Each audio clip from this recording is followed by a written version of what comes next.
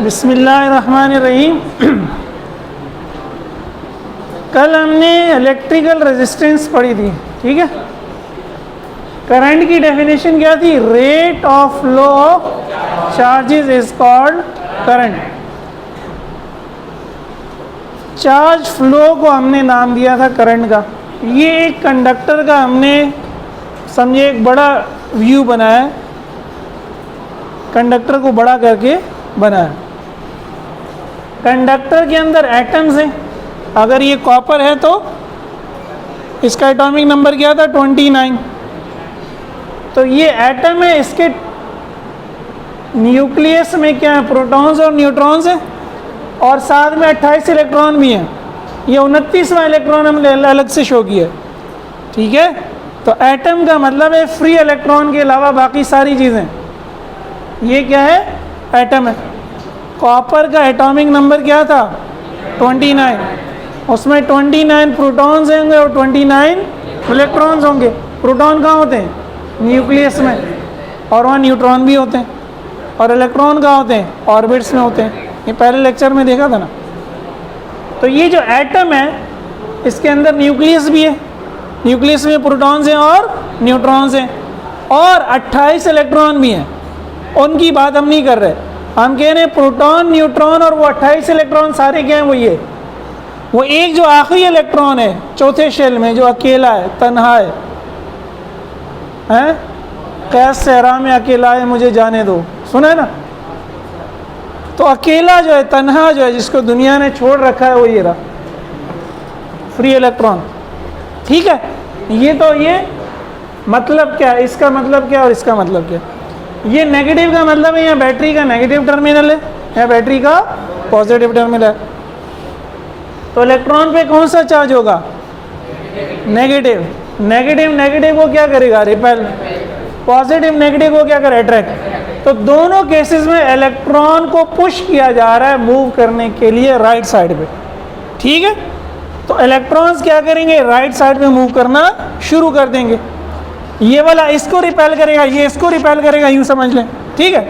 तो ये इलेक्ट्रॉन, यहाँ से ये इलेक्ट्रॉन निकल जाएगा, निकल के कहाँ जाएगा? बैटरी के पास। बैटरी का काम क्या है? ये बैटरी ने इसको पुश किया, इसको एनर्जी दी, वो एनर्जी लेके ये इलेक्ट्रॉन इधर आ गया, इसने अपनी एनर्जी इस्तेमाल कर ली। बैटरी क्या करेगा? दोबारा उसको एनर्जी प्रोवाइड कर देगा। इसलिए वोल्टेज क्या था? Potential energy per unit charge या वर्क डन पर यूनिट। उस पर वो काम करके उसको पोटेंशियल एनर्जी दे रहा है, वो पोटेंशियल एनर्जी लेके वो दोबारा क्या कर रहा है? काम कर रहा है, सही है। अच्छा, अब जब ये इलेक्ट्रॉन मूव करेगा तो देखिए ये जो कंडक्टर का स्ट्रक्चर है वो खाली नहीं है। ये पॉसिबिलिटी एग्जिस्ट करती है कि ये इलेक्ट्रॉन जब मूव करे तो इससे टकराए, आगे जाए, दूसरे से टकराए और फिर बाहर जाके निकले। फ्रीली ये एटम से निकलेगा नहीं। तो ये इलेक्ट्रॉन्स जब कंडक्टर के स्ट्रक्चर में एटम से टकराएंगे तो इसको क्या मिलेगी? अपोजिशन मिलेगी। क्या मिलेगी? इसी अपोजिशन का नाम था रेजिस्टेंस। डेफिनेशन क्या की थी हमने? रेजिस्टेंस क्या है? Property of a substance to oppose the flow of charges या to oppose the flow of current is called its resistance. वजह क्या है? It is due to the collision of charges with atoms. Charges का collision जो atom की से हो रहा है वो क्या है? रेजिस्टेंस की रीजन है। क्लियर हो गया सबको? ठीक है। अब हमने फिर ये भी कल थोड़ा सा डिस्कस किया था, जल्दी जल्दी आज दोबारा इसको देख लेते हैं कि जो रेजिस्टेंस है ये कुछ फैक्टर्स पे डिपेंड करती है। फैक्टर नंबर 1 है इस कंडक्टर की लेंथ, ठीक है। अगर मैं इस कंडक्टर की लेंथ बढ़ा दूंगा, अब ये देखिए इस इलेक्ट्रॉन के रास्ते में अगर इसकी बात करूं 1 2 3 4 5 6 एटम्स आ रहे हैं, लेंथ बढ़ा दूंगा तो इसके रास्ते में नंबर ऑफ एटम्स क्या होंगे? बढ़ जाएंगे। तो कोल्यूजन के चांसेस क्या होंगे? बढ़ जाएंगे। इसको फिर रेजिस्टेंस क्या मिलेगी? ज़्यादा मिलेगी। तो जब आप लेंथ बढ़ाएंगे रेजिस्टेंस क्या होगी? बढ़ जाएगी। ये हमारा डायरेक्ट रिलेशन होता है। तो लेंथ ऑफ कंडक्टर के लिए रेजिस्टेंस क्या है? डायरेक्टली प्रोपोर्शनल है, ठीक है। सेकंड नंबर पे एरिया, कल भी मैंने आपको समझाया था। ये मार्कर को अगर कंडक्टर समझ लें तो ये इसका एरिया है, इसको कहते हैं area of cross section, perpendicular area जो होता है इसकी लेंथ के, ठीक है। सर्कल का पाई आर स्क्वायर से निकलेगा ना, अभी हम न्यूमेरिकल भी करेंगे। तो ये इसका एरिया, अगर मैं छोटा सा कंडक्टर ले लेता तो उसका एरिया क्या होता, छोटा। फर्ज करें मैंने पतली तार ली है, उसमें ये एक ही इलेक्ट्रॉन की रोज है, एक ही लेयर है एटम्स की, तो अब क्या होगा, इस इलेक्ट्रॉन के पास सिर्फ यहां से यहां तक की स्पेस है बस, सही है।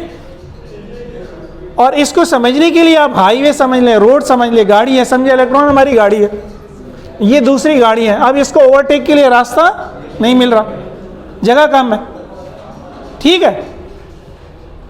ये दो रोड्स हो गई, दो लेन्स हो गई, अब इस इलेक्ट्रॉन को रास्ता मिल गया। देखिए लेयर्स होती हैं सॉलिड में, आपको पता है ना, आपने स्ट्रक्चर पढ़ा होगा, क्रिस्टल होता है, एक लेयर और दूसरे लेयर के दरमियान क्या होती है, खाली जगह भी होती है। तो हो सकता है कि इलेक्ट्रॉन इसमें से सीधा निकल जाए खाली लेयर में से, तो जैसे जैसे आप उसकी मोटाई बढ़ाते जाएंगे वो खाली लेयर्स क्या होंगी, बढ़ती जाएंगी, तो इलेक्ट्रॉन को भागने के मौके क्या मिलेंगे, ज़्यादा मिलेंगे, टकराव के चांसेस क्या होंगे, कम हो जाएंगे।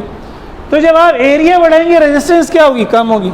रीज़न तो ये जो मैंने समझा दी, और ना सिंपली याद रख लो, लेंथ के डायरेक्टली प्रोपोर्शनल, एरिया के लेंथ बढ़ाएंगे रेजिस्टेंस, एरिया बढ़ाएंगे रेजिस्टेंस कम होगी, ठीक है। अगर इन दोनों को कंबाइन कर दें तो हमारी थर्ड चीज़ निकल आती है जिस पर रेजिस्टेंस डिपेंड करती है, और वो है मटेरियल ऑफ कंडक्टर, ये टाइप ऑफ मटेरियल। मिला दें, मिलाने से क्या होता है, लेफ्ट साइड तो सेम है, वो तो आर ही रहेगी, एल मल्टीप्लाई बाय 1/a क्या हो जाएगा, l/a, कल भी देखा था। कांस्टेंट क्या लगेगा प्रोपोर्शनलिटी का, रॉ। अब अगर यहाँ से मैं रॉ की वैल्यू निकालूँ तो a यहाँ पे मल्टीप्लाई होगा, l क्या होगा, डिवाइड होगा।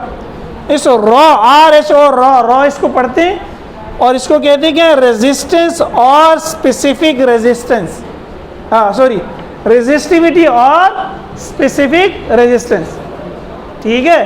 रेजिस्टिविटी या स्पेसिफिक रेजिस्टेंस नाम है रॉ का। तो ये थर्ड हमारा क्या है, फैक्टर आ गया जिस पे रेजिस्टेंस डिपेंड करती है। ये डिफरेंट मटेरियल के लिए डिफरेंट होगी, ये मैंने लिखा भी है, टेबल 13.1 पेज 91 बुक में मौजूद है। अब ये कैसे निकल सकती है, या ये है क्या चीज़। अगर मैं एज्यूम कर लूँ कि ये एरिया 1 मीटर स्क्वायर है, एरिया कितना है, 1 मीटर स्क्वायर है, और लेंथ 1 मीटर है। अब इस फॉर्मूले में मैं रखूँगा तो ए भी 1 हो गया, एल भी 1 से कोई भी चीज़ मल्टीप्लाई होगी, R multiply by 1 sorry R, और आर डिवाइडेड बाय 1 भी क्या होगा, आर। तो रॉ किसके बराबर आ जाएगा, आर के, ऐसे ही होगा, ठीक है। तो रेजिस्टिविटी बराबर आ गई किसके, रेजिस्टेंस के। कब, जब हमने एरिया लिया 1 मीटर स्क्वायर और लेंथ ली 1, ये इसकी डेफिनेशन है। Resistivity is the resistance of a wire of length 1 metre and area 1 metre square, सही है। आप कॉपर का कंडक्टर ले लें, सही है, एल्युमिनियम का ले लें, आयरन का ले लें, गोल्ड का ले लें, सिल्वर का ले लें, सबकी लेंथ रखे 1 मीटर, सबका एरिया रखे 1 मीटर स्क्वायर, लेकिन सबके लिए आर डिफरेंट आएगा, सबके लिए आर, मटेरियल चेंज हो गया ना, तो वो आर क्या है, वो रॉ है, वो आर क्या है, वो रॉ है।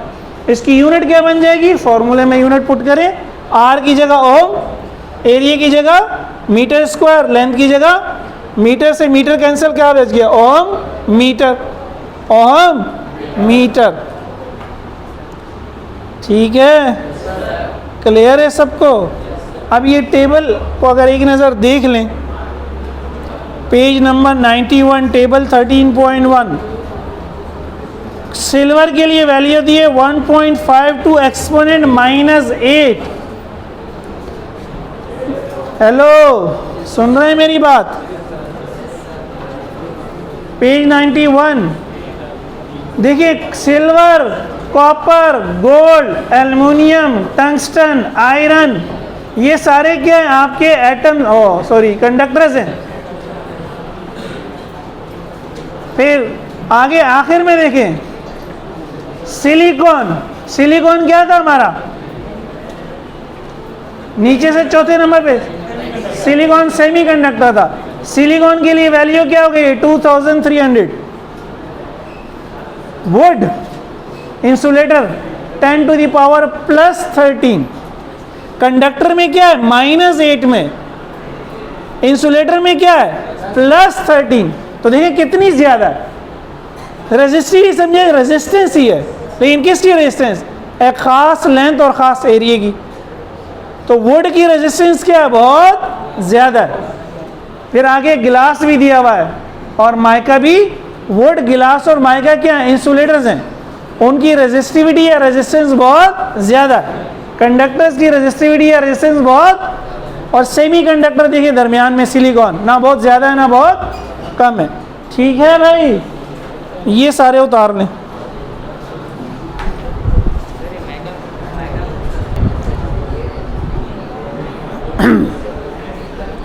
फोर्थ फैक्टर जिसमें रेजिस्टेंस डिपेंड करती है वो है टेम्परेचर। अगर आप टेम्परेचर चेंज करेंगे तो रेजिस्टेंस चेंज होगी। ये बैग इधर आगे रखो। अब हमने 3 टाइप के मटेरियल पढ़े थे शुरू में, conductors, insulators and semi conductors. Conductors का जब टेम्परेचर बढ़ता है तो उनकी रेजिस्टेंस बढ़ जाती है। सेमी कंडक्टर्स और इंसुलेटर्स में उलट होता है, सेमी कंडक्टर्स और इंसुलेटर्स का जब टेम्परेचर बढ़ता है तो उनकी रेजिस्टेंस कम हो जाती है। ठीक है, अभी मैंने आपको समझाया कि कंडक्टर्स में एटम्स है, इलेक्ट्रॉन आएगा, इससे क्या होगा, टकराएगा।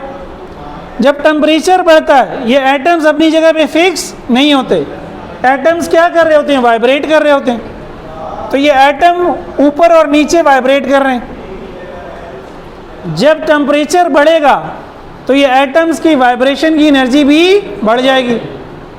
तो पहले तो फर्ज करें कि एटम यहाँ तक वाइब्रेट कर रहा था, ये फर्ज करें, ये जब टेम्परेचर लो था तो इस रीजन में ऊपर नीचे हो रहा था। जब टेम्परेचर बढ़ गया तो उसकी वाइब्रेशन बढ़ गई। तो पहले इलेक्ट्रॉन को टारगेट ये था, इससे बचना था उसको, अब टारगेट ये इससे बचना है, तो अब इससे बचना मुश्किल हो गया ना।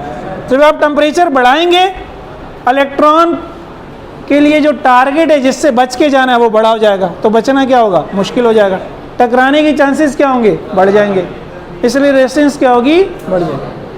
सही है, when we increase temperature the possibility of collisions increases, that is why resistance increases. Semi conductors में और इंसुलेटर में कम होगी, क्यों, सेमी कंडक्टर्स और इंसुलेटर में फ्री इलेक्ट्रॉन्स कम होते हैं। जब आप टेम्परेचर बढ़ाते हैं तो उनके बॉन्ड टूटते हैं, उनमें फ्री इलेक्ट्रॉन्स आना शुरू हो जाते हैं, तो उनमें चार्ज फ्लो होना पहले फ्लो ही नहीं हो रहा होता, इसलिए उनकी रेजिस्टेंस क्या होती है, हम कहते हैं कम हो गई। उनमें तो करंट फ्लो ही नहीं कर रहा था, उनमें करंट फ्लो होना शुरू हो गया, तो इसका मतलब रेजिस्टेंस क्या हो गई, गिर गई।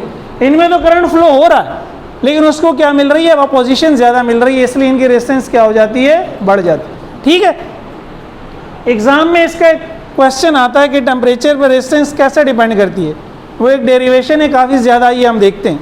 वैसे मैंने कहा था ये जो फॉर्मूला अभी हमने निकाला R = ρ L/A, ये जो ρ है टेम्परेचर चेंज करने से ये चेंज होगा, जब ये चेंज होगा तो R भी चेंज होगा।